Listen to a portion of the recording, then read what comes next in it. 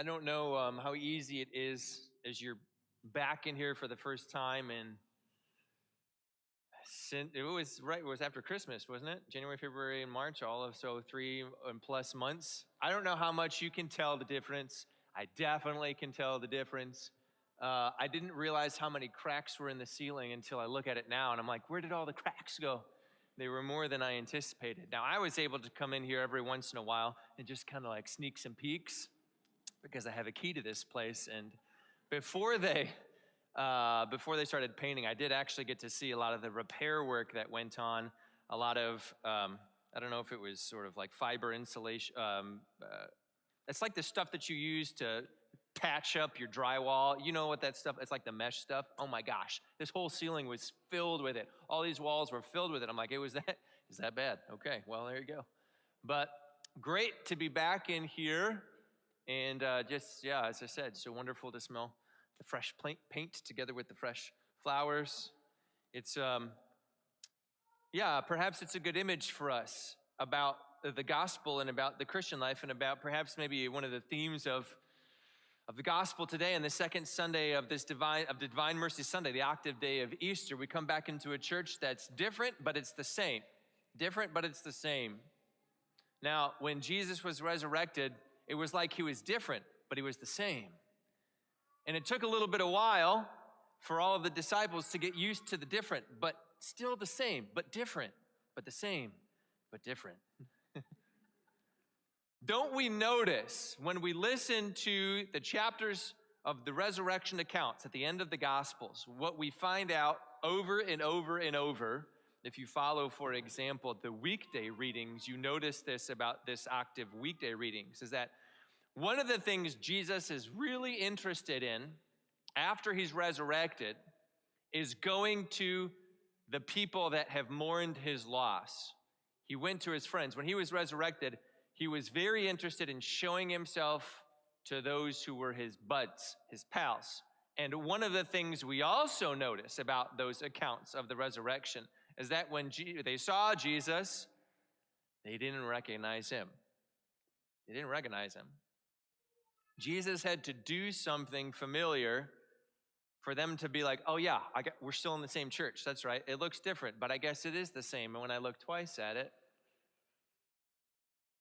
Jesus knows that the life of their faith is going to change because Jesus knows that his physical proximity with them is going to change as well. Of course, in this Easter season, we know that Jesus was resurrected and then he spent another 40 days. A lot of preparation.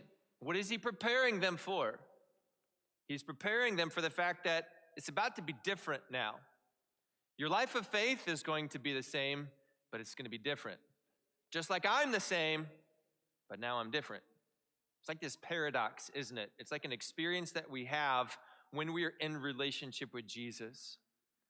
So Jesus attends to the thing that needs to happen in order for us to live the same faith differently. This is something that I talked about on Holy Thursday for those of you that were there for the beginning of the Paschal Triduum, that when Jesus came to establish this very sacrament, what did he call it? What did he say that it was going to give to his closest friends? He could have named all kinds of things it was going to do for them, but he pretty much honed in on one of them. And he said, this new covenant, this everlasting exchange between us that I'm setting up here is going to bring peace to you. It was the covenant of peace, right? And this is why we call Jesus the Prince of Peace, the one who makes peace. What do we see Jesus doing as soon as he's resurrected?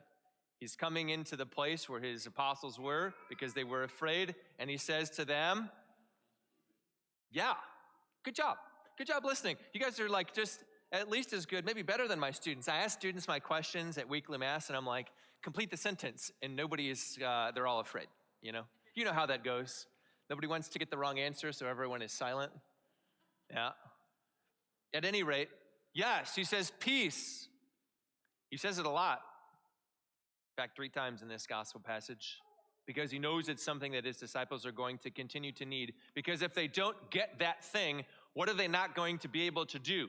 Live the same faith differently. They aren't prepared yet for Jesus' bodily presence to leave them. And this is the conversation, of course, that unfolds with Jesus and Thomas. And we know, right, it's often pointed out that Thomas is the one who gets the name doubt. But we also know that he wasn't just the only one that was doubting. He was just the one that was kind of pointed out because he was a little bit unlucky, we'll call it. When they weren't yet prepared to live their faith differently, there were two things that happened. And it's the same thing, right? It's a pattern for our life. When we're dealing with fear, we are either shut up in a room doing nothing, or MIA. We're either in the upper room, afraid, or just like Thomas, we're somewhere else where nobody knows. Now, when Jesus comes to show himself, to renew and to strengthen and to transform the faith of his disciples, he says, it's peace that's going to do this. And we'll remember, perhaps, again, we'll go back real quick to Holy Thursday. What is it that peace is? What is peace? When Jesus gives it, what's actually happening to us? This is important for us to know. Peace is the unique kind of harmony that can only result from right order. Let me say it again. Peace is the harmony that results from right order. When we are not rightly ordered, we call that disorder. And how do we recognize disorder? Chaos.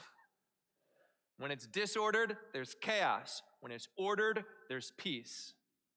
So when Jesus says, peace be with you, what is he actually communicating to his disciples?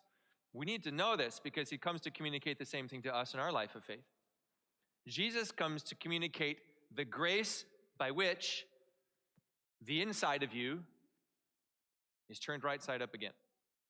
Our insides, our hearts, our souls, our faith, the invisible important things become rightly ordered. And when the things inside of us are rightly ordered, we have peace. Now, why is that necessary? Because Jesus doesn't send them before they have peace. Jesus has to give them peace before he can send them. He says, peace be with you. He breathes on them. And then he says, as my Father sent me, so I send you. Go. And he gives them the commission of the forgiveness of sins. Whose sins you forgive are forgiven them. Whose sins you retain are retained. Why do they have that mission? Because when someone is forgiven their sins, what happens to the inside? Oh, yeah. Makes sense now. It makes sense. They receive the mission of forgiveness of sins because all the souls out there are disordered, need to be ordered, lacking peace, have chaos, need peace, not chaos. There's only one way that chaos goes away and peace comes to us. When our souls are ordered. How do our souls become ordered? By receiving the mercy of God. The mercy of God is the foundation of everything in our faith. Because if we don't have that, we are literally left with one other option. Fear / MIA. Right? It's the only other option for us. Now, I'm going to ask kind of a dumb question. How many of you, when you were a little boy and a little girl, had in your mind, I can't wait one day when I grow up, I can't wait. What I want more than anything is to be afraid and to be gone. How many have that dream in life? Man, nobody. Nobody has the dream. Nobody has the desire. I can't wait till I'm afraid. I can't wait to be gone where I'm not supposed to be. No, we want to be in the pocket. We want to be right where we're supposed to be. We want to do what we were destined to do. We want to be confident doing it. And yet, though nobody dreams that dream, how many people live that reality? Man, it's ironic, isn't it? It's kind of wild. So Jesus gives his apostles, his disciples, anybody who has faith, he gives us that mission. But we can't do it if we don't have it yet in us. Which is why the greatest thing that we ever ask of God is for his divine mercy. if we do not have the divine mercy of God, even the mission that God gives to us produces fear and anxiety, where it should produce confidence, joy, peace, right? All the fruits of the Holy Spirit. And I'll tell you what, that if it's not, that's my experience. I'll bet it's yours if you look at your own life of faith. More than anything else, I get anxious, I get fearful, I get frustrated, I get tired, I get desolate, pretty much when I've decided that my mission comes before my relationship to Jesus. When I'm concerned about even doing the good things he's asked me to do without first attending to my own soul and my own peace. I kid you not, this very day that happened. Because guess what I was doing today? Preparing for my mission. What was my mission today? Preach at Mass. Okay, so here I am, trying to do the very thing that God is asking me to do. And guess how I feel about it this morning when I'm trying to figure out, God, what do you want the people to know? Guess what he tells me? Nothing. Guess how I feel? Anxious, afraid, worried. And that's not what my mission is supposed to be about. But guess what I didn't do yet? Pray. I didn't pray. And it wasn't because I wasn't praying. I was praying. I was praying, God, I need you to tell me what to say to the people. And he said, just go up to the chapel, sit in the chapel. So I went up to the chapel and I sat down. And there was a more important prayer that I needed to pray than the prayer that I needed to pray for my homily. And that prayer was the prayer that I made a promise to God that I would pray every day of my life when I became a priest. It's this big prayer book. We call it the Divine Office. It's the prayer of the church. It's mostly the Psalms that we pray. Priest prays that 5 times a day. That's an essential part of my relationship to Jesus. That orders my soul. My soul wasn't really ordered this morning because I hadn't prayed my prayers. I hadn't had my time with him yet. And because I lacked that, when I tried to go about my mission of saying, what should I preach about today? God was like, slow down, buddy. He said, you don't even worry about that. Don't worry about it. You need to worry about, I'm like, God, there's like 3 hours left. Are you sure that we have enough time to do both of these things? I'm a slow learner. Maybe you're a little bit like me.